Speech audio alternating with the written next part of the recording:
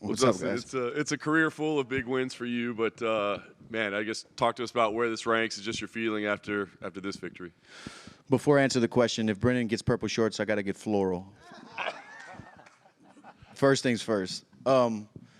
It feels good, to right the ship, take a chance, fight a guy outside of the top 10 when, I don't even know how many, but my last opponents have been former world champions, huge main events, huge fights, and now this young guy in his 20s who finished his last 5 opponents representing France, got a lot of momentum behind him and a country behind him, and I'm like, you know what?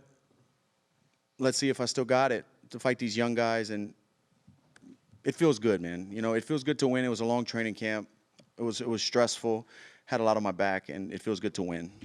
I know you said you were prepared for this to be a battle and knew it would be. It seemed like it was early on. I guess, how difficult were the opening round, and was it different than you expected it would be? No, I thought he was going to want to grapple. I really did. I was surprised at his punching power. In the moment in there, I didn't feel like he was a big puncher. He looked like a big guy, and he's finished guys on the feet. I mean, he's finished all of his wins. But I thought he was going to be a bigger puncher. When he was landing those shots, they weren't that much knockdown power behind him. But I was surprised by his strength. He was pretty strong. Yeah. It seemed like in the second round, maybe there was a moment you thought, maybe I don't always have to jump the ghillie. Nope. I never thought that once. Because it looked like it was there. You're like, maybe we should keep it on the feet. I'm having some success with my hands. Yeah.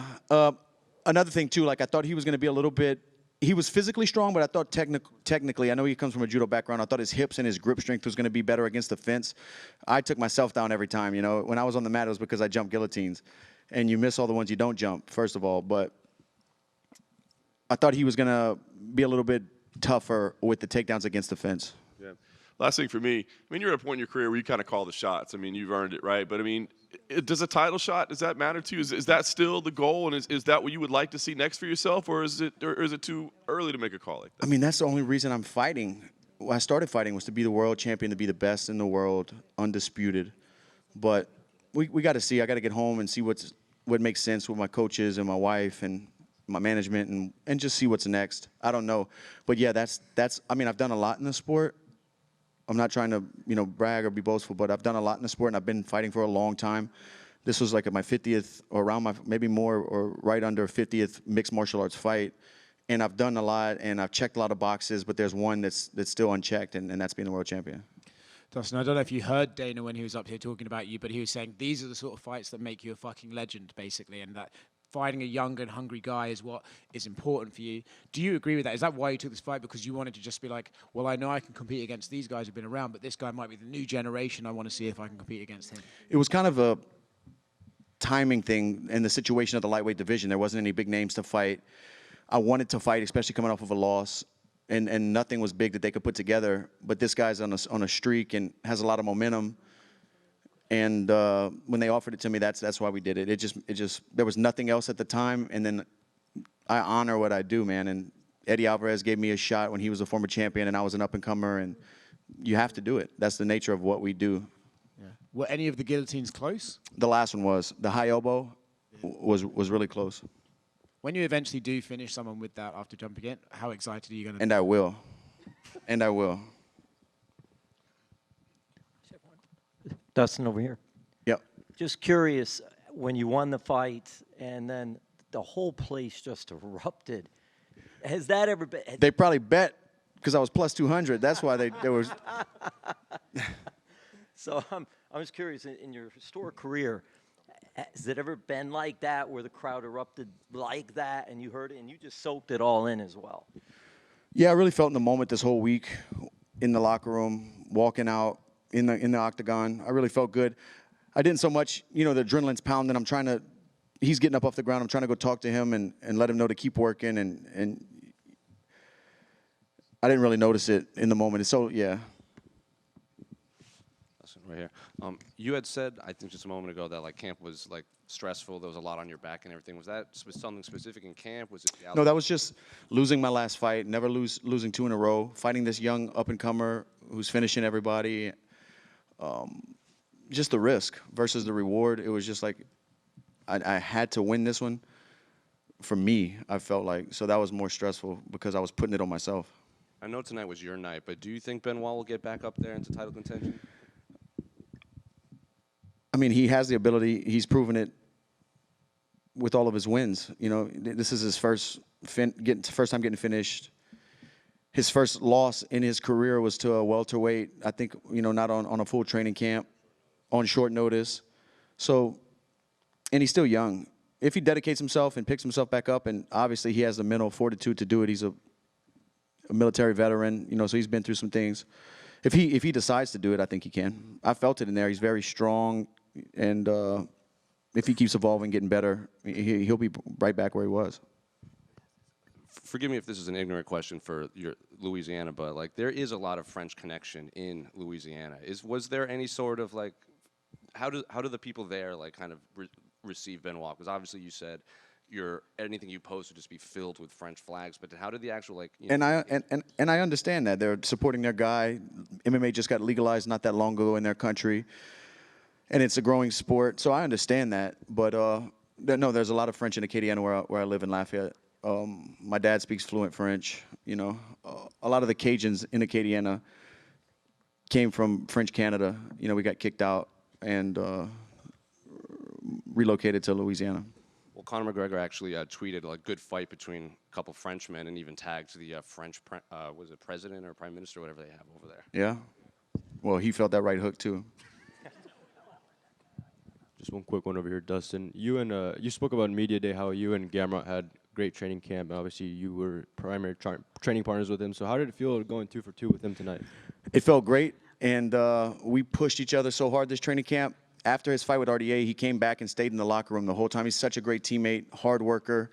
His nickname is perfect. He's a gamer, bro. He pushes hard. He's a maniac. But he told me in the locker room, remember, champ, don't jump guillotine. Don't do it. Circle off the fence. Don't jump guillotine. He told me that multiple times. What do you think would be next for someone like him? I mean, some people said that he shouldn't have probably taken this fight, or, you know, what do you think should be next for me after that fight? For Gamrot? I mean, he beat a legend. He beat a former champion, a guy, you know, I don't know if he's in the Hall of Fame. He's going to be a Hall of Famer. It's a great win on your record and a tough guy who's proven himself time and time again. And Gamrot has some great wins, you know. He beat Armin, lost to Beneil, but he's a hard worker, always in the gym, always getting better. I mean, I think he belongs at the top of the division fighting for a contender status. Dustin over here. I know you just fought, but what does a path back to a title look like for you, you think? Man, it's tough to say. I don't know. The lightweight division has been so, like, murky and not a clear path to anything for anybody. And now it's even more so with Max coming up. Let's say he does beat Gaethje.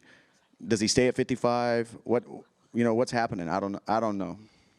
I don't know what's next for me, what opponent makes sense, who's available. There's a lot of questions. And I don't know. I know your focus is on the belt, but a lot of people talk about a potential trilogy with Justin Gaethje since you guys are 1-on-1, and a lot of people are still kind of waiting on that Nate Diaz fight because, you know, it was booked at one point. A lot of people were excited for that. Do you see any of those two fights happening before your career is said and done? Man, I have no clue. Nate was a fight I always wanted. Gaethje hit me with the Hogan boot, so we might have to do it again. It's tough to say. I don't know. Thank you. Thanks. Dustin, right here to your right. Speaking of the Hall of Fame, they actually mentioned on the broadcast tonight that's somewhere that you're going to end up someday. And obviously tonight, another fight of the night, and I'll tie in another record. I mean, when you look ahead to that, what does that mean to you to hear that from a broadcast team, especially that has a Hall of Famer on it? We've been talking about it this whole week with my coaches. You know, like for the weigh-ins, they announced a future Hall of Famer. Something else this week, they announced me as a future Hall of Famer. I mean, dude, that means a lot to me, you know. That's something special. I'm so happy for Joanna to get in. She earned that for sure, you know, and I'm just happy for her. She's a hard worker and done a lot in the sport, and especially for women's MMA. She deserves to be in there. If that's my destiny, I would love to be along those great names that are in the Hall of Fame, you know. It's kind of surreal, honestly, because time flies by so quick. I just remember being a kid, like, praying, just give me one chance to fight in the UFC and show these guys what I'm made of, you know, and now we're talking about that. It's just like, it's crazy. At the same time, is it just a little bittersweet almost, where you're like, hey, I'm not done yet. I still got a few things to do? Yeah, like I've said before, I have tread on the tires, and I think I can beat a lot of these guys. I can compete with the young guys. I can beat anybody in the world, I feel. We'll see. I don't know. I don't feel like it's... I'm 35. This is my 30th fight in the UFC, you know? So we'll see. Thanks. Hi, Dustin.